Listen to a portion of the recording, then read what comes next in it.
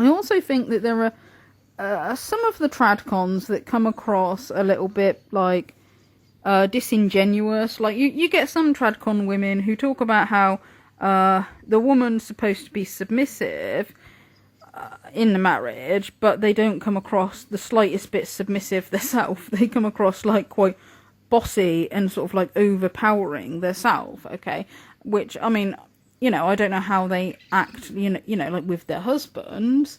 Okay, but I just kind of find it a little bit funny, you know, when it's women like that that talk about how it's feminine to be submissive, and they don't come across like the slightest bit like that. Also, you get like, say like women like Candace Owens.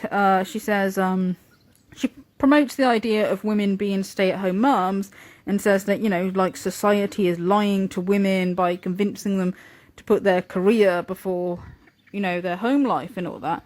Yet she is a career woman despite having children, and like I believe one of her children is like still a young baby, and you know, she's a career woman. I'm not saying there's anything wrong with that, but it's just the fact that they promote the idea that women should all be like these stay-at-home mums, that's the best sort of outcome, yet they're not living the life that they're promoting. Okay, so I do think it is true that some of the people promoting this are being a bit disingenuous. The problem is that these sort of like trad wives, the traditional women, are actually doing a lot more work, and in many cases a lot more work than the girl bosses were. They're just doing it in a different way, and in many cases they have to still be a girl boss because they have to earn money. Some don't have to earn money outside the home, but I mean that is one of the ironies of the content creator trad wives, is that they're making a lot of money being girl bosses essentially, but they're being girl bosses in a way that is anti-girl boss. Yeah, they are girl bosses because they're running their own business, teaching women to not be girl bosses. You know, I've always found the irony in the fact that these trad wives are sort of portraying this lifestyle of being traditional and not having a career, of focusing on family and children, but yet they're making a career out of it and making a lot of money. So they are girl bosses who are pretending to reject girl boss culture, and to me, there's a lot of hypocrisy in that. Again, no judgment. You want to be a girl boss, you want to be a trad wife, you want to be something in between, you do you, but there is a hypocrisy in the concept of making a pile of money as a girl boss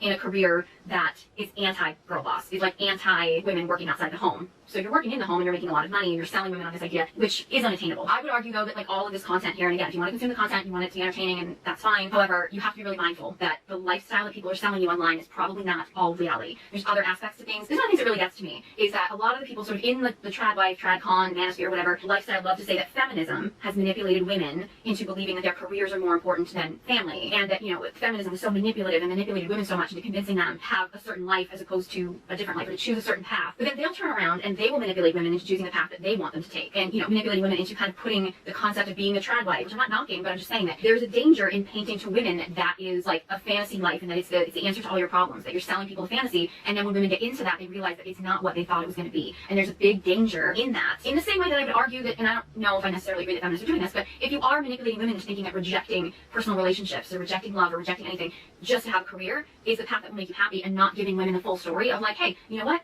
You might end up feeling lonely. You might end up feeling like you wish you had put everything in your life aside for a career. So you might end up feeling that way. Like, it's important to give people the full story. And, you know, I think whatever path you decide to choose is the path you decide to choose. Whether you decide to be a career woman or whether you decide to be a trad wife or you want to be something in between. Like, it's your choice. But I don't like the people who are selling people on this particular path is perfect and will solve all your problems and will be this ultimate fantasy, and like you'll never have any bad days, because then when that woman does choose that path, her bad days are going to hit so much harder because she didn't see them coming. And there's pluses and minuses to every life path. Every single life path that you're going to pick, there's pluses and minuses to them. And I think we need people to be aware of what those pluses and minuses are, so they can make a decision to be like, hey, you know what, if I choose this path or I choose this life, hey, these are the downsides, but do I think the downsides of this life are worth it? Like, do I think that the ups and downs are going to be worth it, or am I only looking for the upsides to this, and I just don't think that this life is worth the downsides? That's the way you help a person pick the right path for them. I don't like the implication that feminism manipulated women into this life path by selling them this fantasy, but then they turn around and sell women a different fantasy, and like nobody is telling women the reality of the choices that they make. Probably dedicating your whole life solely to your career is probably going to make you lonely in the long run. Is dedicating your entire life to your husband and your family and never feeling like you have anything for yourself also going to feel ultimately empty at the end of the day? Yeah, probably.